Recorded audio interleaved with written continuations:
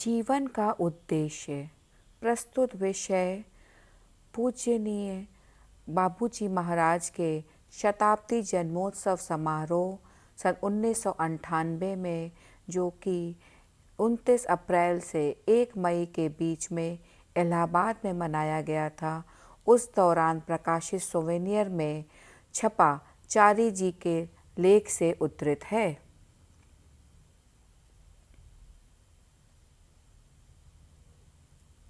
मैं फिर से दोहरा रहा हूँ कि संपूर्ण ज्ञान अनुभव से ही पैदा हुआ। बाद में इसे पुस्तकों द्वारा, शब्दों द्वारा एक दूसरे तक पहुँचाया गया। हमें यह धारणा बनाने की गलती नहीं करनी चाहिए कि जो कुछ भी किताबों में या शब्दों में कहा गया है वही ज्ञान है। अतः हमें और किताबें लिखने की ज़रूरत नहीं है, अथवा हम यह सोचें कि हमें उस पर विश्वास नहीं है, अतः हम पहले इसका स्वयं प्रयोग करें। ऐसा बिल्कुल नहीं है। प्रयोग किसी भी चीज़ को सिद्ध करने या गलत साबित करने के लिए किया जाता है।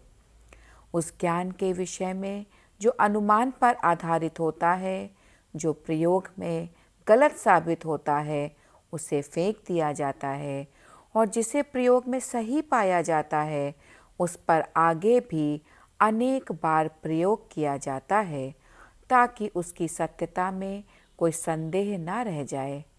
विज्ञान का यह सिद्धांत है कि लगभग प्रत्येक 30 साल बाद पुराने सिद्धांत न केवल गलत साबित हो जाते हैं बल्कि उलट जाते हैं।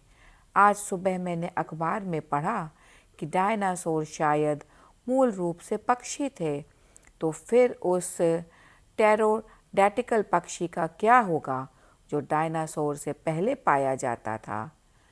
अब आप सोचते हैं कि डायनासोर, बगांटोसोरस जैसे विशाल प्राणी मूलतः पक्षी प्रजाति के हैं। तर्क इसे मूर्खता कहता है, ठीक वैसे ही जैसे कोई एलोपैथ डॉक्टर होम्योपैथ के बारे में कहता है, क्या इतनी छोटी छोटी गोलियां आपका इलाज कर पाएंगी? क्योंकि उसका विश्वास 16 औंस की बोतलों और सुइयों में है। बड़ी चीज़ें सदैव छोटी चीज़ों से ही पैदा हुई हैं। संसार का सबसे बड़ा राक्षस भी अपनी माँ के गर्भ में एक कोशिका वाले जीवधारी से अधिक कुछ नहीं था। इसी के बाद उसका विस्तार हुआ और वह बढ़ा। धीरे धीरे उसने अपना संभावित रूप ग्रहण करना शुरू किया। यह सर्वविदित तथ्य है कि गर्भ में 3 या 3.5 माह में जीवाणु लगभग मनुष्य जीवधारी का रूप ग्रहण कर लेता है। यह जीवाश्म उस समस्त रूपों से गुजरता है जो विकास की प्रक्रिया में इसने पाए थे। मछली का रूप, केकड़े का रूप, यह रूप, वह केवल 3 महीने प्राप्त करता है। इसके बाद वह मानव आकृति के रूप में दिखने लगता है। इसके साथ पैर बढ़ने लगते हैं। मूर्ख माता पिता अल्ट्रासाउंड से यह पता लगाना चाहते हैं कि वह लड़का होगा या लड़की। मेरी बहू इसी प्रकार की एक परीक्षा के लिए गई और अत्यधिक उत्तेजित होकर वापस लौटी, किंतु एक लड़की की तरह से नहीं। उसने कहा, पापा मैंने इसे देखा, यह लड़का है। मैंने कहा, तुम्हें शर्म आनी चाहिए, इस तरह बात कर रही हो। उसने कहा, नहीं नहीं, किंतु मैंने इसे स्क्रीन पर देखा। मैंने कहा, निश्चय ही तुमने इसे पहले भी देखा होगा। देखिए क्या मजाक है। जिसे आप पूरी तरह जानते हैं, एक विवाहित लड़की जिसने इसे देखा, महसूस किया, अनुभव किया, फिर भी उसे अल्ट्रासाउंड मशीन पर देखकर वह अपने को संतुष्ट करना चाहती है और कहती है, हाँ यह है। यह आधुनिक उत्सुकता है। जिसे हम पहले से जानते हैं उसे दूसरे तरीके से देखना। मैं फिर इसे दोहराता हूँ कि असली उत्सुकता तो भविष्य के लिए होनी चाहिए, अनुसंधान के लिए होनी चाहिए। फ्रेंच तथा लैटिन भाषा में डिस्कवरी के लिए डिस्कूवरिर शब्द का प्रयोग किया जाता है जिसका अर्थ है आवरण को हटाना। यह सुंदर शब्द है। वास्तव में डिस्कवरी नाम की कोई चीज़ नहीं होती। हम जिस चीज़ को पहले से नहीं जानते हैं उसके ऊपर से आवरण हटाने पर हम उसे जान जाते हैं। यह वैसे ही है जैसे पत्नी भोजन बनाती है और हम बर्तन के ढक्कन को उतार कर अंदर तैयार किया हुआ भोजन देखते हैं और खाने के लिए बैठ जाते हैं। हम भोजन को डिस्टर्ब नहीं करते बल्कि उसके ऊपर से ढक्कन हटाते हैं। वेदों में कहा गया है, पुत्र, संपूर्ण ज्ञान तुम्हारे अंदर है। तुम बाहर क्या सीखने जा रहे हो? तुम्हें पता नहीं है। अज्ञान का पर्दा हटाओ और ज्ञान स्वतः ही प्रकाशित हो जाएगा। इस प्रकार पश्चिमी विचारधारा का यह कथन कि ज्ञान प्राप्ति के लिए हमें सीखना होगा, जैसे हम पानी और भोजन से अपना पेट भरते हैं, पागलपन है। हर चीज़ हमारे अंदर है। संपूर्ण ब्रह्मांड हमारे अंदर है। बाहर जो कुछ है वह हमारे अंदर का ही प्रतिबिंब है। यदि हम प्रसन्न हैं तो हमें सारी दुनिया प्रसन्न दिखाई देती है।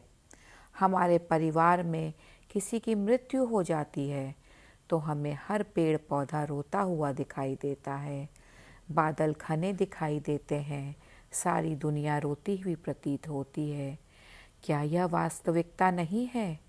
हम अपनी आंतरिक भावनाओं को बाहर के वातावरण में प्रक्षेपित करते हैं। जो डरा हुआ है उसे सारी दुनिया डरावनी लगती है। उसे दुनिया का हर तिनका भयभीत करता है। जो विश्वास से भरा हुआ है उसे सारी दुनिया अपरिमित संभावनाओं से भरी हुई नजर आती है। जो बुद्धिमान है वे वास्तविक दृष्टा हैं। शेक्सपियर कहता है, पानी के स्रोतों में, चश्मों में हमें शिक्षा मिलती है, पत्थरों में हमें उपदेश प्राप्त होते हैं, हर चीज़ में हमें ज्ञान का दर्शन होता है। ज्ञानी के लिए प्रत्येक वस्तु बोलती है। जो पूर्ण ज्ञानी है, जैसा बाबूजी ने कहा, उसके लिए प्रश्न के अंदर ही उसका उत्तर निहित है। उससे दूर, उससे बाहर, उससे अन्यत्र नहीं। प्रश्न के अंदर गहराई से देखो, तुम्हें उसके अंदर उत्तर मिल जाएगा। यह ज्ञान की पद्धति है। पहले एक साइंस थी जिसे प्रामाणिकता कहते थे। पता नहीं आप लोगों ने इसका नाम सुना है या नहीं। यह ज्ञान का ज्ञान है। यदि कोई कहे कि मुझे जानने के विषय में जानने से पहले कुछ जानना है तो मैं इसे पागलपन ही कहूँगा। मुझे किसी चीज़ को जानने के पहले जानने के विषय में जानना होगा। प्रामाणिकता की प्रामाणिकता यह वैसा ही है जैसे कमरे में समानांतर शीशे लगा देने से अनंत तस्वीरें दिखाई देने लगती हैं। हमें केवल अनुभव पर निर्भर रहना चाहिए। सहज मार्ग कहता है कि तुम्हें कुछ जानने की आवश्यकता नहीं है, तुम्हें कुछ बनना है।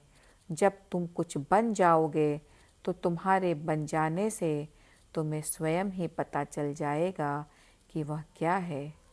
16 वर्ष के अविवाहित नवयुवक को यह पता नहीं होता कि पिता होना क्या है। वह ना तो अपने पिता को समझ पाता है और ना अपनी माता को।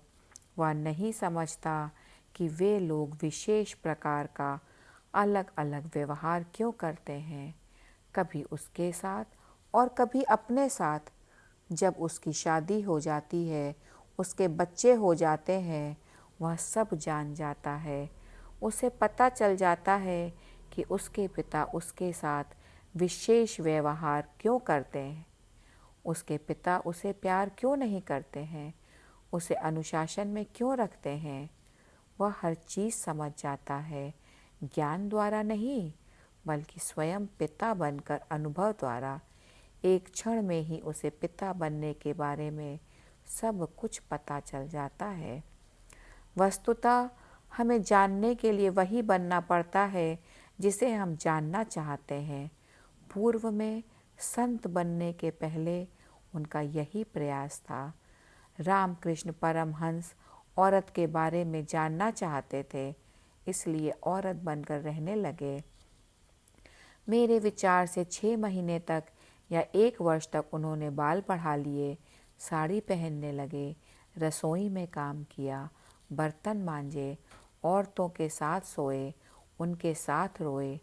औरतें जो जो करती हैं उन्होंने वह सब किया। औरतों का जीवन उन्होंने इतनी पूर्णता से जिया कि उनके विषय में कहा जाता है कि उन्हें मासिक धर्म भी होने लगा।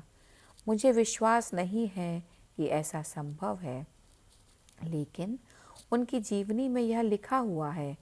इसका मतलब केवल यही है कि यदि आप पूर्ण रूप से तथा अपने हृदय से कुछ बनना चाहते हैं तो आपको कहीं भी अपने यौन परिवर्तन के लिए ऑपरेशन कराने, बाहर जाने की ज़रूरत नहीं है। आप जो कुछ भी बनना चाहते हैं तत्काल इसी क्षण बन सकते हैं। ईश्वर हमारे पास इसी तरह आता है, कभी सूअर के रूप में, कभी मछली के रूप में और कभी गरुड़ के रूप में। जैसे ही वह सोचता है कि मैं चिड़िया हूँ, वह तत्काल चिड़िया बन जाता है और उस स्थान पर पंख फैलाता हुआ उड़ जाता है। उसके बारे में हम सोचते हैं कि यह हेलीकॉप्टर तो नहीं है और उस विचित्र पक्षी को देखने लगते हैं। यहाँ तक कि पूर्व के ऋषि लोग भी इस बात को नहीं समझ सके। जब भगवान श्री कृष्ण ऋषियों के पास बिना बुलाए सूअर के रूप में आए तो ऋषियों ने उन्हें नहीं पहचाना। जब उन्होंने सूअर को डंडों से पीटा और उसकी चोट प्रत्येक ऋषि को अपनी पीठ पर महसूस हुई, तब उन्हें यह ज्ञान हुआ कि हम लोगों ने तो ईश्वर को ही पीटा है। यही हमारे बुलाए हुए मेहमान थे, सर्वाधिक प्रतिष्ठित मेहमान, जिनकी हम आधी रात तक प्रतीक्षा करते रहे। जब वे हमारे बीच आए, हम उन्हें नहीं पहचान सके। ऐसा क्यों हुआ? चूँकि हम अपनी सीमित बुद्धि से सोचते हैं कि वे श्री कृष्ण के रूप में ही आएंगे। इस प्रकार वैदिक ज्ञान की सीमाएं हैं जो हमारी संवेदना को छोटा कर देती हैं। हम सारी दुनिया को एक छोटे से सुराग से देखना चाहते हैं। इससे हम भला क्या देख पाएंगे? लोग सबसे छोटे कोषाणु को माइक्रोस्कोप से देखते हैं और बहुत बड़ा बनाकर टेलीस्कोप से भी देखते हैं। उन्हें इससे क्या दिखता है? अमीबा का कोषाणु। और उसके पैदा होने के बारे में आप क्या कहते हैं? कि वास्तव में वह पैदा होता ही नहीं है, वह बस 2 टुकड़ों में बंट जाता है। कितना सुखी जीवन है! किसी पत्नी के लिए परेशान होने की ज़रूरत नहीं। जब इसे भूख लगती है तो किसी चीज़ से चिपट जाती है और अपना पेट भर लेती है। सादा जीवन, आदिम जीवन रहने का यह भी एक तरीका है। यह कोशिका किस प्रकार बढ़ती है?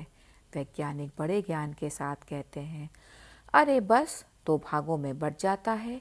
किंतु क्यों? वैज्ञानिक हमें इसका उत्तर नहीं देते। उनके लिए बस इतना ही पर्याप्त है। यदि कोई व्यक्ति इस बात से संतुष्ट है कि कोई चीज़ हो गई तो उसके ज्ञान की खोज वहीं समाप्त हो जाती है। ऐसा क्यों हुआ?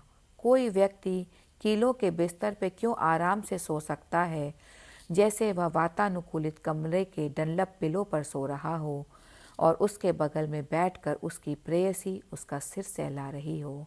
वहीं एक दूसरे आदमी को एक वातानुकूलित कमरे में डनलप पिलो पर भी नींद नहीं आती और वह दुखी है।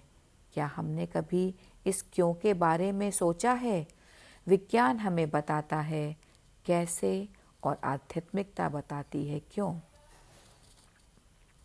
भ्रमित करने के लिए तो कई उत्तर हो सकते हैं, लेकिन सही उत्तर केवल एक ही है। संस्कार आपको सुख और शांति से नहीं रहने देते।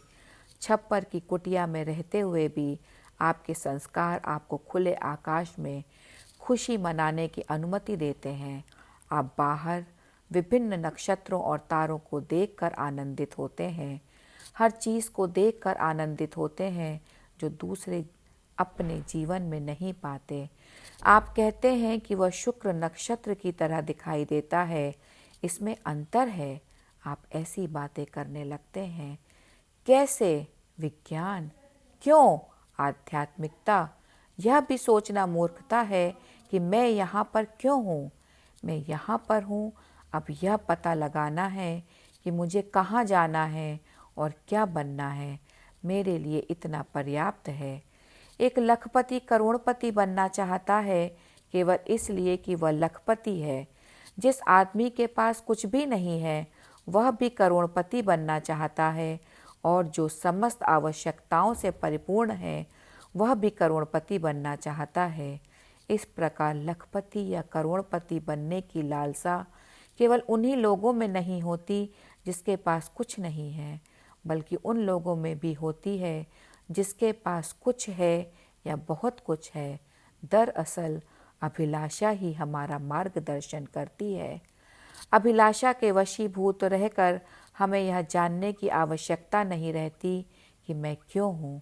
मुझे केवल अपनी अभिलाषा की प्रेरणा के अंतर्गत आगे बढ़ते रहना होता है, और अंततः हम वही बन जाते हैं। धन्यवाद।